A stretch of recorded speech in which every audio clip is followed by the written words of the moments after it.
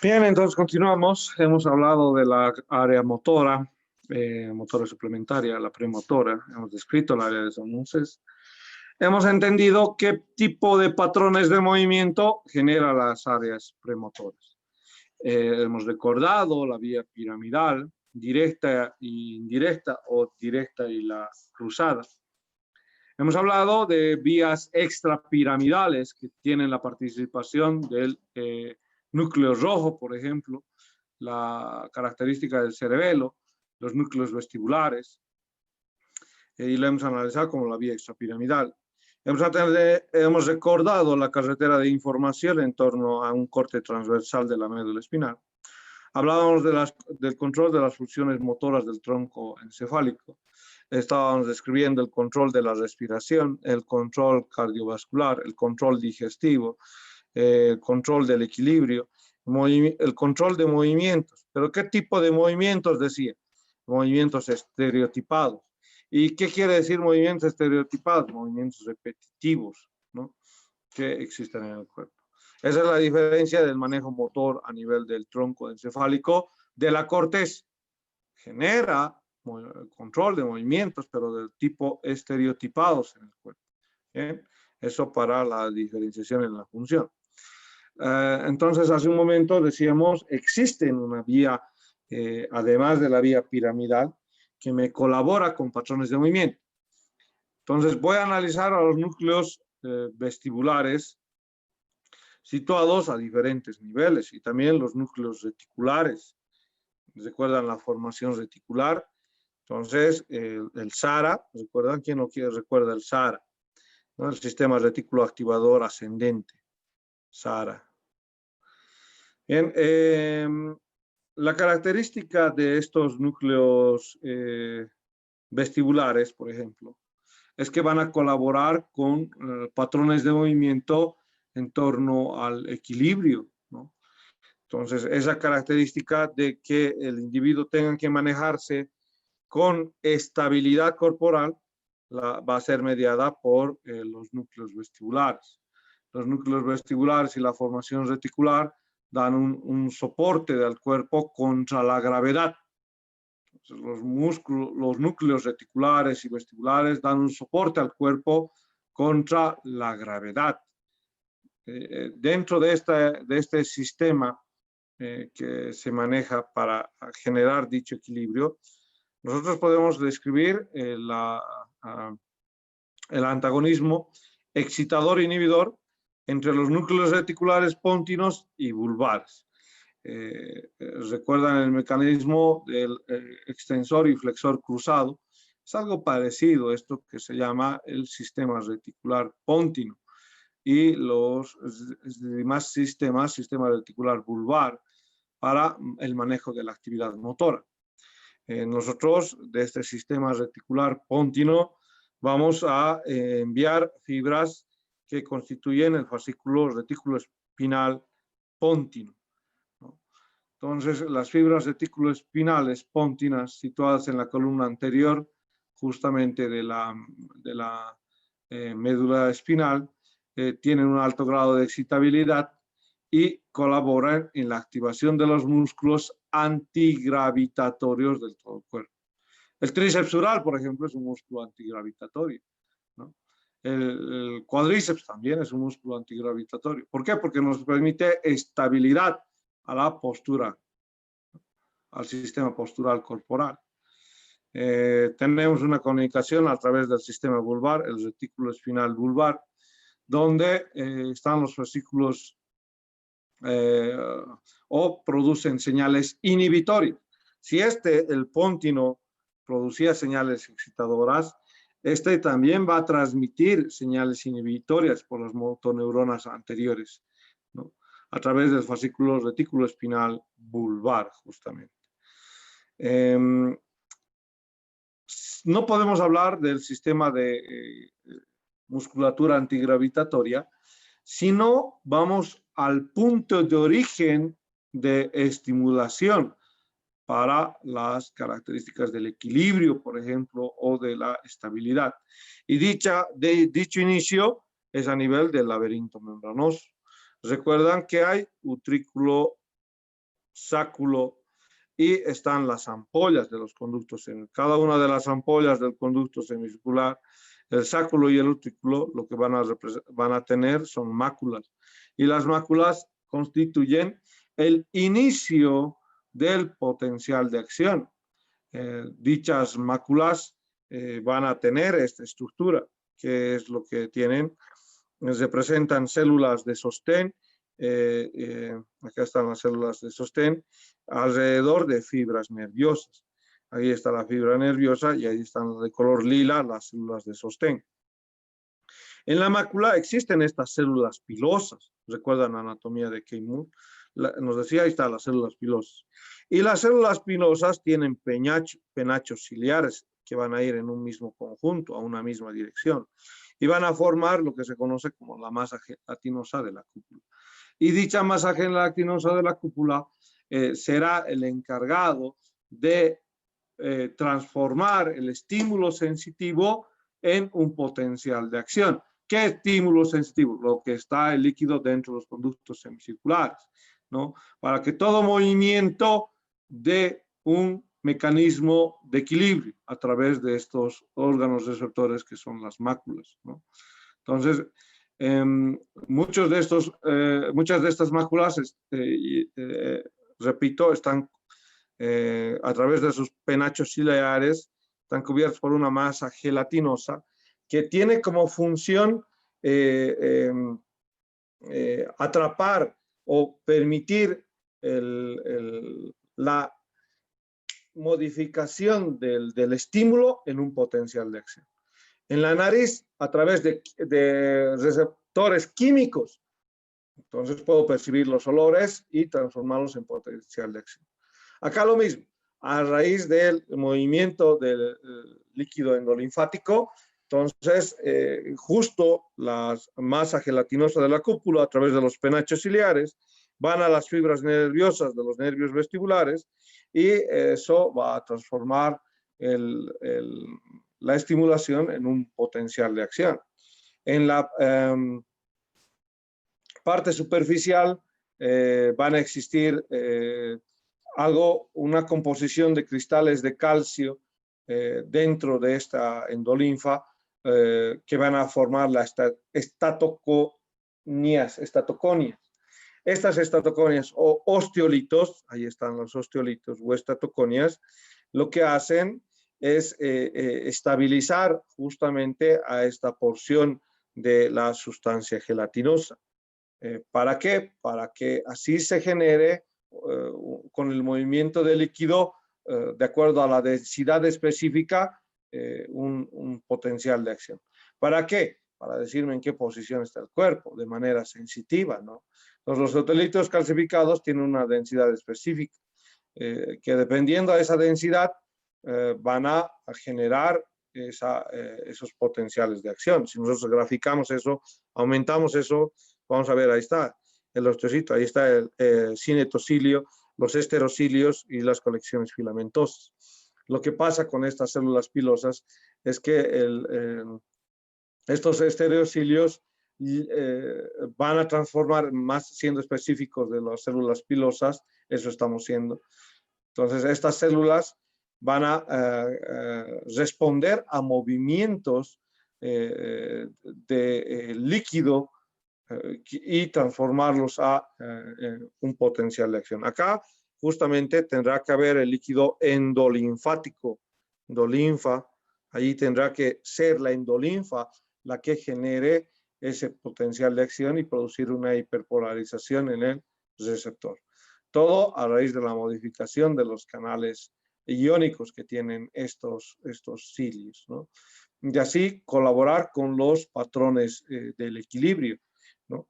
Depende en qué dirección va el movimiento, si va en dirección de este sentido o en este otro sentido. ¿Para qué? Para informar justamente cómo es que está la posición del individuo. Nosotros vamos a poder ampliar lo que se llama una porción de la ampolla, que se llama la cúpula. Entonces, cuando justo en la parte más dilatada del sistema macular, vamos a ver que existe una cresta ampollar o cresta acústica. Y esta cresta ampollar, ahí está el nervio, por si acaso, miren, ahí está el nervio, esta es la cresta ampollar. Dicha cresta ampollar lo que va a hacer es percibir los estímulos y transformarlos en potenciales de acción, ¿no? Entonces, está formado, ¿por qué la cresta ampollar? Por células pilosas, están formando y van a traducir su estimulación en un potencial de acción. Ahí está la característica. Vamos a ir describiendo ahora la función la función del cerebelo y las muchas conexiones que tiene el sistema vestibular, ¿no? Para producir las características del equilibrio. Dentro de estas conexiones del aparato vestibular, algunas de las más importantes que me interesan es miren, el fascículo longitudinal medial, las fibras somáticas que van a anastomosarse. ¿Recuerdan el núcleo fastigial que está en el lóbulo flóculo nodular? Acá está el núcleo dentado, en esto que se llama el lóbulo posterior o paleocerebelo, y acá estará el núcleo emboliforme en lo que se llama el lóbulo anterior, o también citado como neocerebelo. Esto es el neocerebelo. Entonces, estas son las formaciones vestibulares. Ahí está propiamente el núcleo vestibular y cómo tiene intercolaciones con el núcleo fastigiado, el dentado. ¿Por qué hay conexiones con las características del cerebelo y la vía vestibular?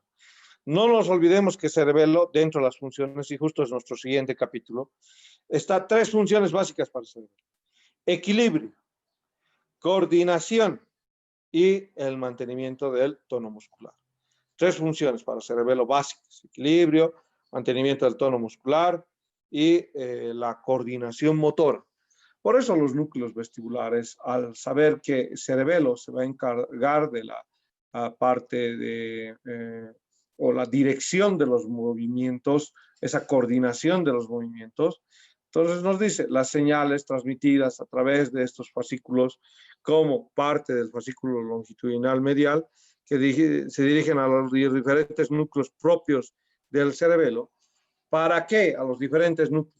Para generar ese patrón de equilibrio, coordinación y tono muscular que tiene que tener los distintos grupos musculares, ¿no? Para eso se ha creado este patrón de movimiento de la corteza cerebral. Muy bien, hasta ahí es su examen el día de mañana. Hasta acá solamente. Eso es todo para su examen del día de mañana. Repito y aclaro y recalco, por si acaso, no se olviden estudiar con correlaciones. Y no se olviden que algunas de las preguntas yo ya les he hecho en la parte teórica y obvio que van a entrar, ¿no? No te entrarán todas las que he hecho, pero en la parte teórica, pero sí un 90%. No entrarán el 100%, pero sí voy a hacer entrar el 90%. Y las correlaciones que se merecen para la evaluación. De acá además lo que vamos a hablar es pura neurofisiología. Vamos a ir, sigue mencionando las funciones del cerebelo y de los ganglios basales. ¿Recuerdan esta imagen neuroanatómica, ¿no? Es el lóbulo anterior, es el lóbulo posterior y el lóbulo flóculo nodular. Cada uno de los lóbulos con sus núcleos particulares. Acá el lóbulo emboliforme, acá el núcleo interpósito o fastigial, así se lo llama, fastigial, acá el emboliforme, acá estará el núcleo dentado. Y si hablamos filogénicamente, esto se llama como neocerebelo, esto es el paleocerebelo y esto es el lóbulo flóculo nodular, ¿no? Entonces, eso es la división filogénica del cerebelo, que en la coordinación temporal de las actividades motoras, ¿qué hemos dicho que hace? Coordina los patrones de movimiento. Coordinar y planificar es un concepto diferente, ¿no? Coordinar y planificar. Acá cerebelo coordina, ganglios basales planifican. Entonces, el cerebelo representa un papel fundamental en coordinación motora, en el equilibrio y en el tono muscular. Y los ganglios basales van a colaborar. ¿Qué ganglios basales? En el corte, ya voy a mostrarles, al putamen, globo pálido otra vez, ¿no? Entonces, dentro de las funciones del cerebelo hemos especificado, incluso recuerdan que lo hemos analizado como el órgano 3 de 10, y es interesante recordar eso de los 3 de 10. Tres núcleos, tres relaciones del cerebelo. ¿Con quién se relaciona? Aquí se puede ver las tres relaciones. Con mesencéfalo, con puente, con médula oblongada. Tres síndromes, paleocerebelo, neocerebelo, arquicerebelo. Tres núcleos. Tres arterias. Entonces, ¿cuáles son las arterias? La arteria cerebelosa superior, cerebelosa media y cerebelosa inferior. ¿Qué más era? Tres síndromes, tres, filogénicamente en tres capas, la granulosa, la molecular y las de Purkinje, ¿no? Tres capas celulares. Luego, ¿qué otra? La de 3 de 10. La característica de manejar tres caras, la cara superior, la cara posterior y la cara inferior. Bien, y mostrar una cara en relación a la formación del cuarto ventrículo. ¿Cuáles son las funciones del cerebelo? Acabamos de mencionar en torno al equilibrio, coordinación, y lo volvemos a resaltar, la parte del tono muscular. No es lo mismo coordinar que iniciar. Ganglios basales inician, pero cerebelo lo que hace es simplemente coordinar. Cuando a alguien le estripan el cerebelo, no va a perder las actividades motoras, no va a dejar de producir contracción muscular. La respuesta en torno a las fibras motoras va de manera constante, pero si hay la isquemia o el daño, el individuo aumentará su base de sustentación y será dificultoso caminar para este individuo. Entonces, esos patrones de movimiento, y ahí radica la importancia del cerebelo. Las personas cerebelosas que no tienen un cerebelo, ¿cómo van a actuar? Van a actuar de manera brusca, sin suavidad en los movimientos, sin finura en los movimientos. Sin embargo, toda persona que tiene su cerebelo en su lugarcito va a poder realizar y ejecutar ese tipo de movimientos, ¿no? Y otra de las cosas que, por si acaso, hace también cerebelo es corregir, aprender de sus errores. Muchas veces un tipo de movimiento genera un error. Por ejemplo, cuando ustedes van a jugar básquet, lanzan y nunca encestan, nunca van y pueden encestar el balón. ¿Qué hace el cerebelo? Genera patrones de movimiento. Esos patrones de movimiento para aprender de los errores. Mira, si lanzo la pelota de esta manera, nunca va a llegar, nunca voy a encestar.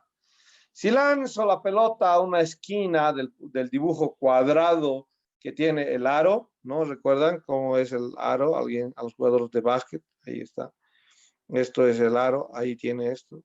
Y ahí está propiamente el aro. Entonces, si ustedes le atinan a esta esquina, obviamente van a encestar, ¿no? Ahí va a rebotar y va a encestar. Esa característica de patrones de movimiento, de corregir los errores, lo propicia cerebelo. No podríamos tener mejor controlador y corrector que nuestro mismo cerebelo, ¿no? Hablábamos de las áreas funcionales. ¿Qué más para la descripción de las áreas funcionales? El área del flóculo nodular es la encargada del equilibrio, ¿no? La característica del segmento, acá está la parte posterior, es la encargada de la coordinación, y la parte anterior es la encargada del tono muscular, ¿no? Ahí está para las características de la función del cerebelo. La representación topográfica que podemos hacer del cerebelo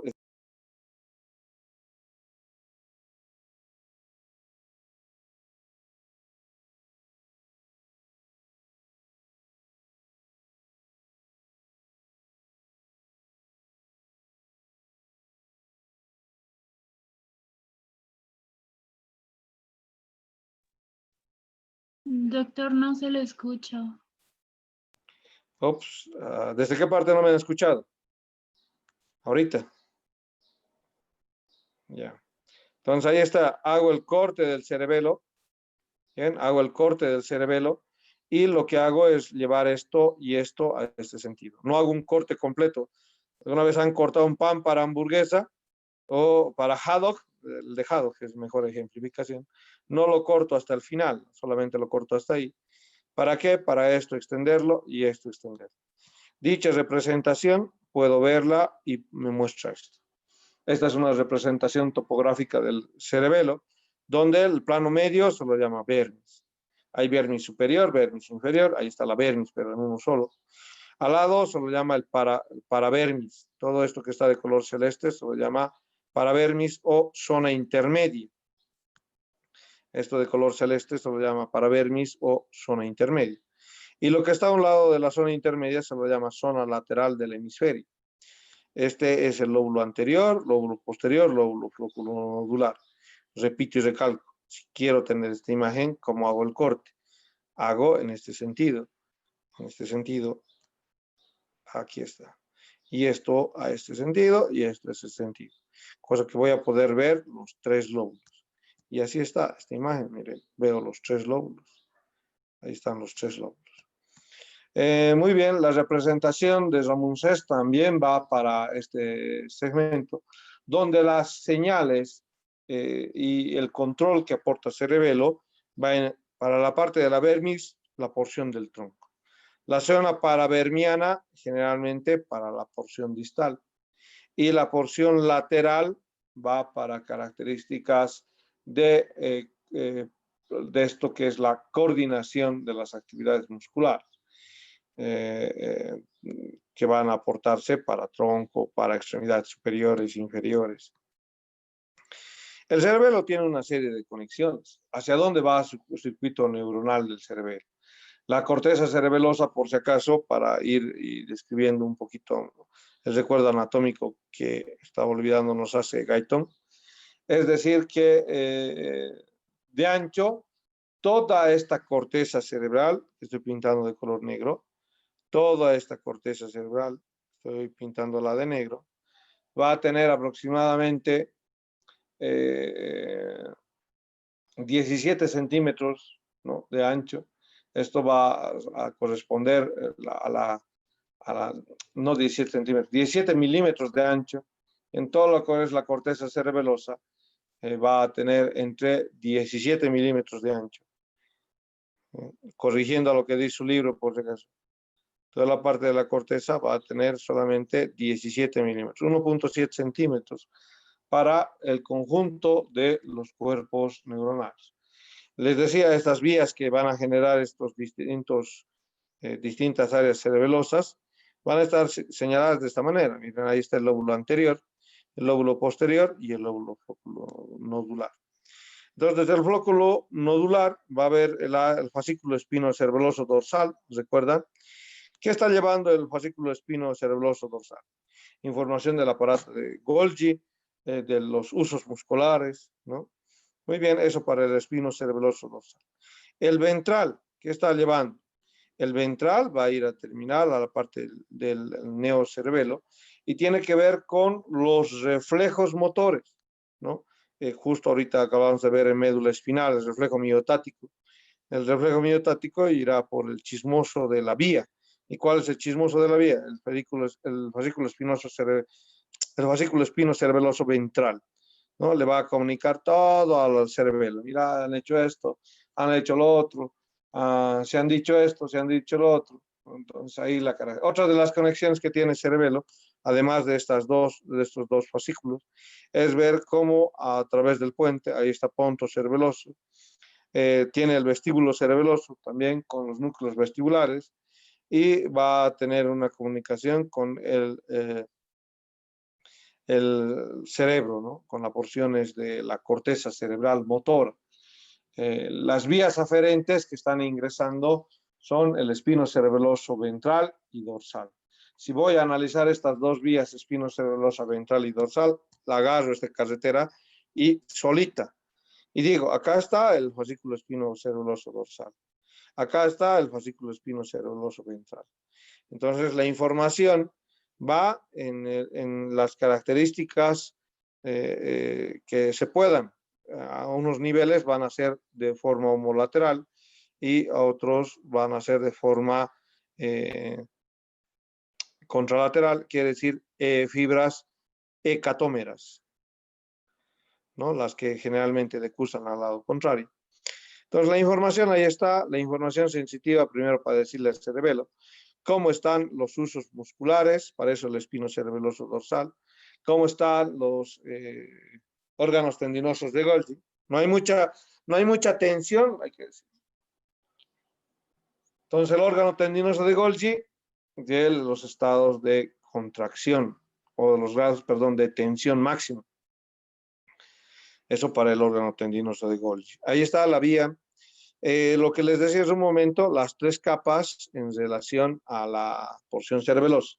Ahí está la capa molecular, ahí está la de fibra de Purkinje y ahí está la granulosa. Esto no es una capa, está señalando solamente a la posición de los núcleos profundos. Entonces ahí están las 3 capas que tiene la corteza cerebelosa.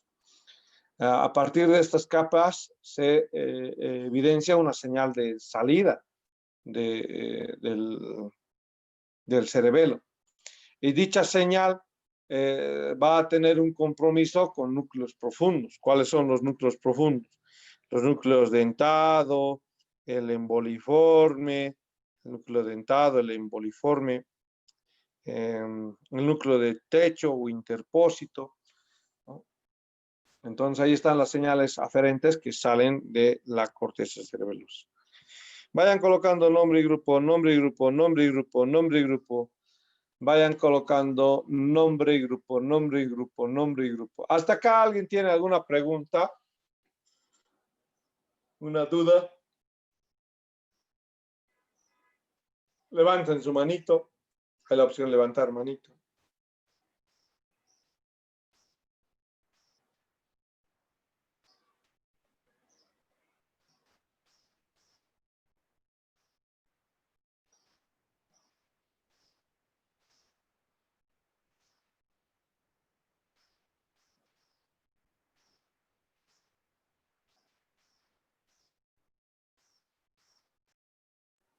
Muy bien, ya está.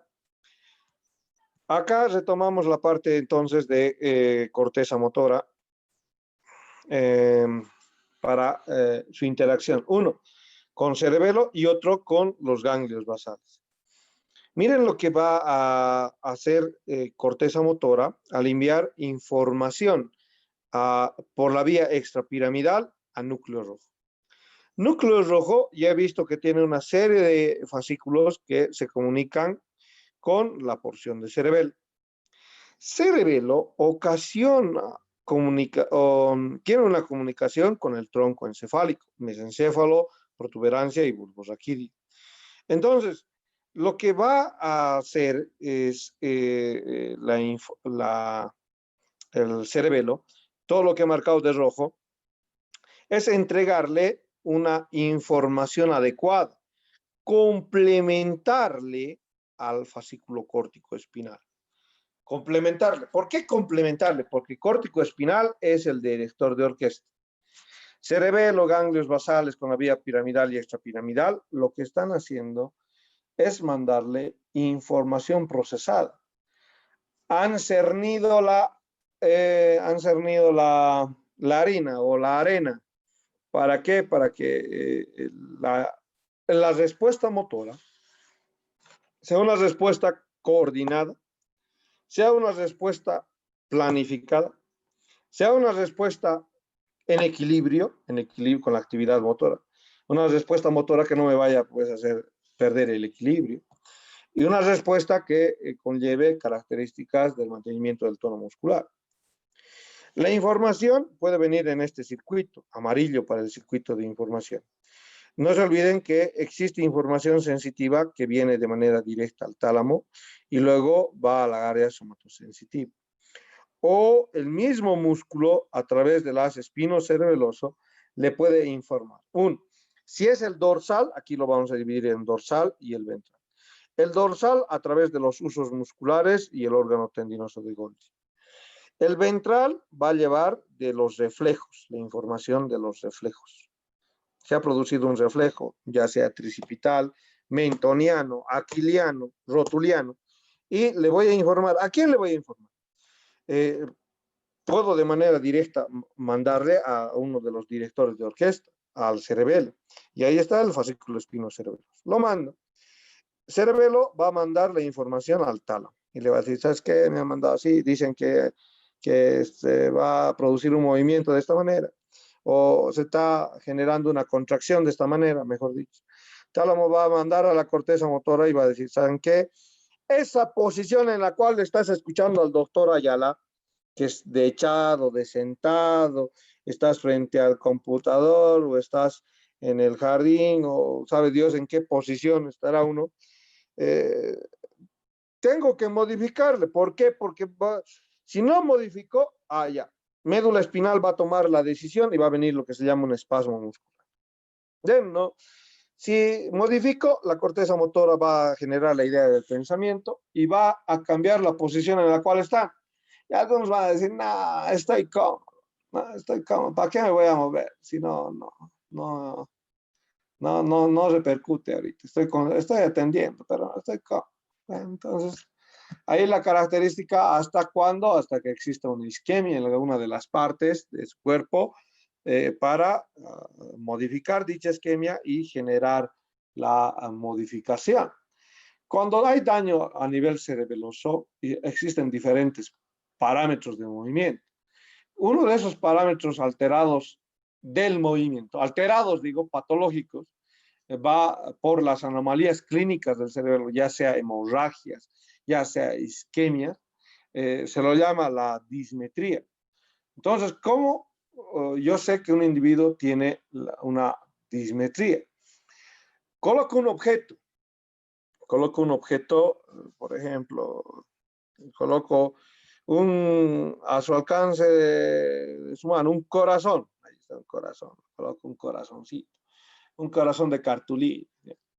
Entonces le digo, tienes que levantar mi corazón. Y el individuo va y acá está colocando su mano. O acá está colocando su mano. Entonces, ¿qué pasa? La realización de ese movimiento va a rebasar el punto deseado. Entonces, cuando sucede esto, cuando rebasa yo les he dado el corazón. Ahora, si ustedes su mano lo colocan a este lado y rebasa la posición en el sentido consciente, quiere decir por un exceso del movimiento, entonces eso se lo llama dismetría. No hemos sido capaces de coordinar los movimientos para lograr alcanzar un objeto y hemos sobrepasado la intención del movimiento. Eso es dismetría. Ahora, ¿qué es ataxia? Cuando los movimientos generan van a ser descoordinados. Entonces, cuando los movimientos para llegar a un objeto, ¿qué tengo que hacer? Solo tengo que hacer flexión y extensión. No me sirve hacer abducción, aducción, rotación, circunducción. ¿Para qué? Y además no agarren el objeto. Entonces, estos movimientos descoordinados reciben ya el nombre de ataxia. La dismetría, recalco, es justamente no poder calcular el movimiento de manera consciente, rebasando el punto deseado. Entonces, ahí está, rebaso. Y la ataxia es la alteración propiamente de la coordinación, es la descoordinación de los movimientos. Ustedes pueden con la ataxia tener abducción, aducción, rotación, y no necesitaban entonces movimientos, ¿para qué? Para alcanzar el corazón, ¿no? Tenemos otro concepto, se llama hipermetría. El cerebelo de una persona, una cosa es la dismetría, cuando de manera subconsciente es incapaz de predecir la distancia, y otra cosa es que rebasemos de manera muy marcada la posición para el movimiento deseado. ¿Qué quiere decir? Ustedes ahí les pongo otra vez mi corazón, yo entregando mi corazón a todo el mundo. Ahí está el corazón y ustedes lo que hacen es tratar de alcanzar el corazón, pero ahí están colocando su mano al otro lado, ¿no? Que están a 1 metro de distancia prácticamente de situar su mano, no exagerando, es 1 metro, 50 centímetros, de situar la mano dentro del punto del hecho, o sea, donde quiero que agarren el corazón. Entonces, la hipermetría ya es una acefalia mucho mayor que la dismetría. La dismetría es un fallo de cálculo. Aquí sí, está, casi lo agarran al corazón. Ahí está, ahí colocaron su mano. Sin embargo, la hipermetría no, la hipermetría ya es una aberración del movimiento mucho mayor, a una mayor distancia. Existen unos problemas de sucesión del movimiento. Se los llama disdiadococinesia o disartria. Hay otros que son, vamos a enumerar los 2 ejemplos. ¿Qué es la disdiadococinesia? Disdiadococinesia. La disdiadococinesia es la incapacidad de realizar movimientos alternantes rápidos. Por ejemplo, ustedes agarran un dedito, agarran otro dedito y se lo llevan a la punta de sus fosas nasales. ¿Bien? Entonces agarran un dedito y lo llevan a la punta. Agarran el otro dedito y lo llevan. En ese patrón